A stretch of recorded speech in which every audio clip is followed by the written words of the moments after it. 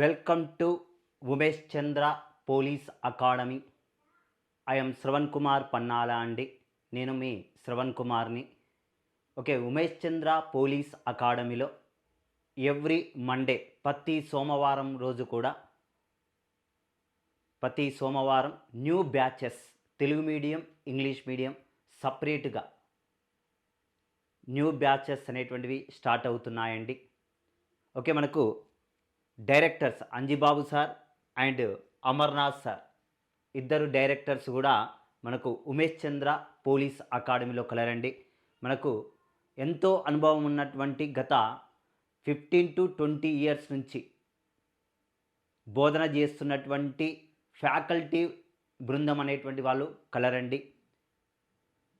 మన ఇన్స్టిట్యూట్ 11 ఇయర్స్లో 11 సంవత్సరాల్లో కొన్ని వేల ఉద్యోగాలు అనేటువంటివి రావటం జరిగింది. నిరుద్యోగులు ఉద్యోగాలు సాధించడం జరిగిందండి విద్యార్థులు. ఓకే, మనకి ఎవ్రీ మండే రోజు న్యూ బ్యాచెస్ అనేటువంటివి స్టార్ట్ అవుతున్నాయి. ఓకే, ఈరోజు మనము క్లాస్లోనండి ఈరోజు క్లాస్లో ఈ మధ్యలో జరిగినటువంటి ఏపీ కానిస్టేబుల్ ఎగ్జామ్ పేపర్ ఎకనామిక్స్కి సంబంధించినటువంటి ప్రశ్నాపత్రము గురించి వివరణ ఇస్తాను. మనది ఎకనామిక్స్కి సంబంధించి టోటల్గా 12 మార్క్స్ అడిగాడు, 12 మార్కులు అడిగాడు. చెప్పాలి అండి అంటే పెద్దగా హార్డ్గా రాలేదు, ఈజీగా రాలేదు. కొంతవరకు చదివితే ఈజీగా స్కోర్ చేసే విధంగా ఇవ్వటం జరిగింది. 12 క్వశ్చన్స్లో 9 క్వశ్చన్స్ కూడా ఆన్సర్లు కొద్దిగా చదివినా కానీ ఆన్సర్లు చేసేటట్టుగా ఇచ్చాడు. ఓకే, ఇందులో ఇక ప్రతి ఒక్క ప్రశ్న గురించి డిస్కషన్స్ చేద్దామండి. Okay, first, which of the following is not a characteristics future of developing countries like A India అని ఇచ్చాడు. ఫస్ట్ ప్రశ్న, క్రింది వాటిలో భారతదేశము వంటి అభివృద్ధి చెందుతున్న దేశాల లక్షణము కానిది అని ఇచ్చాడు. భారత్ వంటి అభివృద్ధి చెందుతున్నటువంటి దేశాలలో ఏ లక్షణము లేదు అని ఇచ్చాడు, కానిది. ఆదాయపు అసమానతలని ఇచ్చాడు, ఇన్కమ్ ఇన్ఈక్వలిటీస్ అని ఇచ్చాడు. నెక్స్ట్, వ్యవసాయేతర రంగాల ప్రాధాన్యత అని ఇచ్చాడు. నెక్స్ట్, అధిక స్థాయి పేదరికం అని. నెక్స్ట్ వన్ అండి, మూలధన కొరత అని ఇచ్చాడు. స్క్వేర్సిటీ ఆఫ్ కెపాసిటీ, మూలధనపు కొరత అని 4 ఆప్షన్స్ ఇచ్చాడు.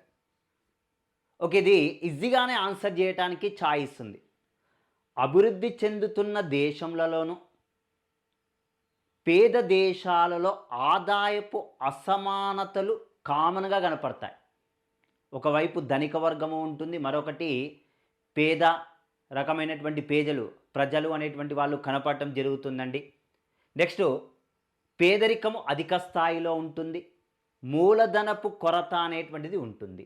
ఇక ఈ 3 ఎలిమినేషన్ చేసేస్తే ఉన్నటువంటి ఆన్సర్ మనకు ఏం కనపడుతుందండి చూడండి, వ్యవసాయేతర రంగాలకు సంబంధించినటువంటిది. భారతదేశంలో వ్యవసాయ రంగం యొక్క ప్రాధాన్యత ఎక్కువ కలదు కాబట్టి second one is the answer. ఇక్కడ కానిది, లక్షణము కానిది అనేటువంటిది అడిగాడు. ఇప్పటికి కూడా న్యూ డేటా ప్రకారం చూసుకున్నా కానీ 2023-24 ఆర్థిక సంవత్సరాల్లో భారతదేశంలో 46.1% population depend on agriculture sector. భారతదేశంలో ఎక్కువ మందికి ఉపాధిని అందిస్తున్నటువంటి రంగం ఏదండి అంటే ఈ రోజుకి కూడా వ్యవసాయ రంగమే. కానీ ఇక్కడ ఏమని ఇచ్చాడు, వ్యవసాయేతర రంగాలని ఇచ్చాడు, నాన్ అగ్రికల్చర్ సెక్టార్ అని ఇచ్చాడు. Second one is the correct answer. Next one, మరో ప్రశ్నలోకి వెళ్దాం. ఓకే, ఇది చాలాసార్లు అడిగాడు, లాస్ట్ టైం కూడా ఇచ్చాడు ఈ ప్రశ్న.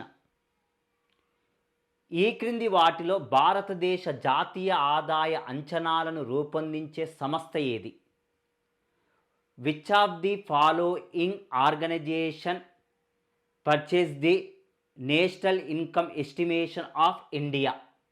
Okay, organization the national income estimation of the India అనేటువంటిది ఇచ్చాడు. భారతదేశంలో జాతీయ ఆదాయాన్ని లెక్కిస్తున్నది ఎవరు అని ఇచ్చాడు. ఏ సంస్థ లెక్కిస్తుంది అని ఇచ్చాడు. సిఎస్ఓ, కాగ్, ఆర్బీఐ, ఐఎస్ఐ అని ఇచ్చాడు. మనందరికీ ఐడియా ఉండొచ్చు, భారతదేశంలో జాతీయ ఆదాయాన్ని అంచనా వేస్తున్నది ఎవరండి అంటే సెంట్రల్ స్టాటిస్టికల్ ఆఫీస్, కేంద్ర గణాంక సంస్థ వాళ్ళు అంచనా వేయటం జరుగుతుంది. కేంద్ర గణాంక సంస్థ వాళ్ళు జాతీయ ఆదాయాన్ని అంచనా వేయటం జరుగుతుందండి. అయితే ప్రస్తుతానికి సిఎస్ఓనండి 2019వ సంవత్సరంలో నేషనల్ స్టాటిస్టికల్ ఆఫీసులో విలీనం చేయటం జరిగింది. ప్రస్తుతానికి జాతీయ ఆదాయాన్ని అంచనా వేస్తున్నది, లెక్కిస్తున్నది ఎవరండి అంటే ఎన్ఎస్ఓ. మనకు ఇందులో ఎన్ఎస్ఓ అనేటువంటిది ఆప్షన్లో లేదు కాబట్టి పూర్వం ఏదండి లెక్కించిందండి ఒకప్పుడు అండి అంటే సిఎస్ఓ, సెంట్రల్ స్టాటిస్టికల్ ఆఫీస్ అనేటువంటిది, కేంద్ర గణాంక సంస్థ అనేటువంటిది లెక్కించడం జరిగింది. Okay, second one is the answer CSO, national income calculation చేస్తుంది. ఓకే, ఇది కొంతవరకు కష్టమైనటువంటి ప్రశ్న. ఇది గ్రూప్ 2 లెవెల్లో ప్రిపేర్ అయినటువంటి వాళ్ళే ఆన్సర్ చేయగలుగుతారు. చూద్దామండి. As for 2011 census the number of the peoples depends on agriculture sector in India is. 2011 జనాభా లెక్కల ప్రకారము భారతదేశంలో వ్యవసాయ రంగముపై ఆధారపడిన వ్యక్తుల సంఖ్య అని ఇచ్చారు. ఓకే, మిలియన్ అండి అంటే 10 లక్షల మంది అండి. 263 మిలియన్, 243 మిలియన్, 268 మిలియన్, 275 మిలియన్ అనేటువంటిది ఇవ్వటం జరిగింది ఆప్షన్స్ని కనుక చూస్తే. ఇందులో ఆన్సర్ ఏదండి అంటే 263 million answer. First one is the correct answer. ఇదొక్కటి మాత్రం కొంత డేటా అనాలిసిస్ గ్రూప్ 1 మోడల్లో చదివినటువంటి వాళ్ళు మాత్రమే చేయగలిగేటువంటి ప్రశ్న అండి. Okay, next one. ఓకే, ఈ క్రింది వానిలో పేదలకు సంబంధించినటువంటి ఉపాధిని కల్పించడం లక్ష్యంగా లేని పథకం ఏది అని ఇచ్చాడు. ఓకేనండి, ఇక్కడ ఎంప్లాయ్మెంట్ క్రియేట్ చేయనటువంటి ప్రోగ్రామ్ ఏదని ఇచ్చాడు. DPEP, TRYSEM, NREP, SEP, UP. TRYSEM, training for rural youth for self employment scheme. ఈ స్కీమ్ యొక్క ఇంపార్టెన్స్ ఏందండి? ట్రెజమ్ యొక్క ఇంపార్టెన్స్ ఇక్కడ 18 to 35 ఇయర్స్ ఏజ్ గ్రూప్ ఉన్నటువంటి 18 నుంచి 35 సంవత్సరాల వయసు కలిగినటువంటి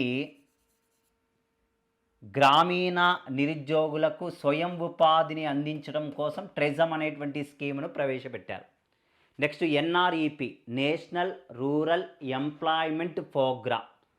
ఓకే, సంవత్సరానికి 100 రోజులు పని కనిపించాలనేటువంటి ఉద్దేశంతో పేదవారికి, బిలో పావర్టీ లైన్ వారికి ఎన్ఆర్ఈపి స్కీమ్ను ప్రవేశపెట్టడం జరిగింది. Next SEP UP, self employment programme for urban poor. Okay, పట్టణ ప్రాంత పేదవారికి స్వయం ఉపాధిని కల్పించడం కోసం ఎస్ఈపి యూపి అనేటువంటి స్కీమ్ను ప్రవేశపెట్టారు. పట్టణ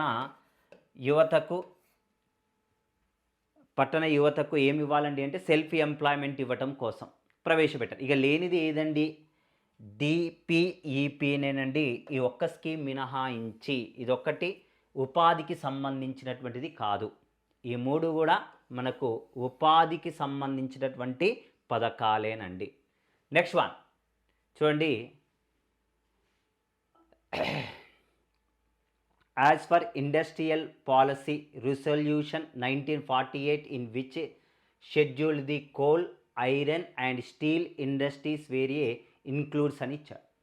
1948 పారిశ్రామిక విధాన తీర్మానము ప్రకారము బొగ్గు, ఇనుము మరియు ఉక్కు పరిశ్రమలు ఏ షెడ్యూల్లో చేర్చబడ్డాయి అని ఇచ్చాడు.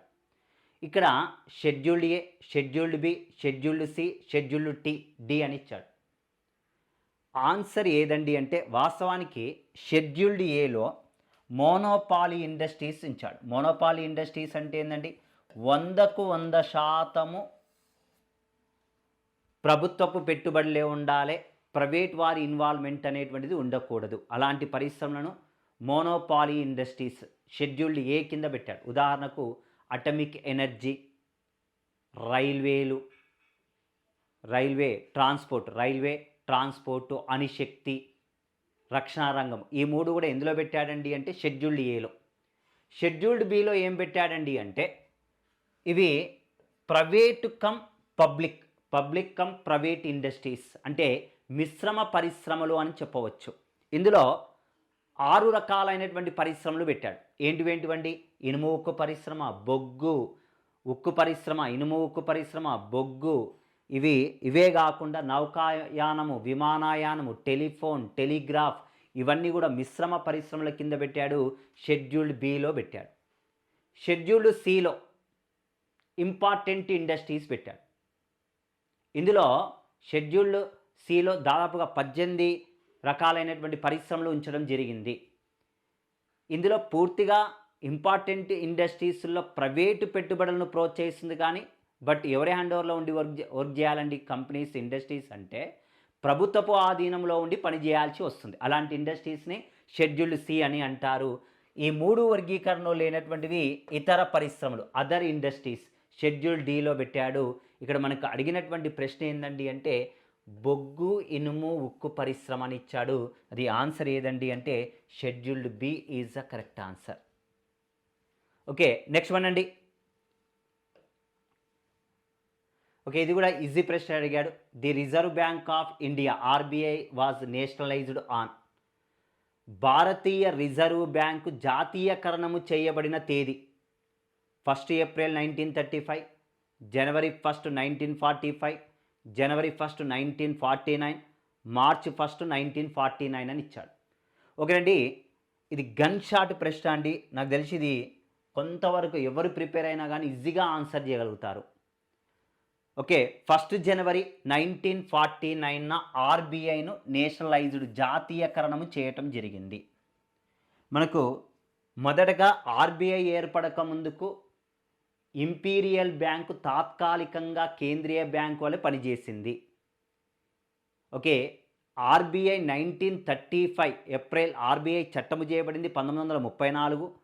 ఆ చట్టం అమల్లోకి వచ్చింది, ఆర్బీఐ అమల్లోకి వచ్చింది ఎప్పుడండి అంటే 1935 ఏప్రిల్ 1న. అయితే ఇది ఎక్కువ మొత్తంలో ఎవరు పెట్టుబడులు పెట్టారు? 5 కోట్ల మూలధనంతో స్టార్ట్ చేస్తే ప్రైవేటు పెట్టుబడులు ఎక్కువగా ఉన్నాయి కాబట్టి ఇది ఒక ప్రైవేటు సంస్థగా, ఒక ప్రైవేటు బ్యాంకుగా పనిచేసింది. ఇండియాకి స్వతంత్రం వచ్చిన తర్వాత 1949 జనవరి 1వ తేదీన ఆర్బీఐను నేషనలైజ్డ్గా అనౌన్స్మెంట్ చేయటం జరిగింది. నెక్స్ట్ వన్ అండి, ఇది పాపులేషన్ మీద ఇచ్చాడు. పాపులేషన్ మీద మనకు ఇవ్వటం జరిగిందండి. As per the 2011 census which one of the following the districts in Andhra Pradesh after 2014 bifurcation as the lowest literacy rate అని ఇచ్చాడు. అతి తక్కువగా అక్షరాక్షత రేటు కలిగినది.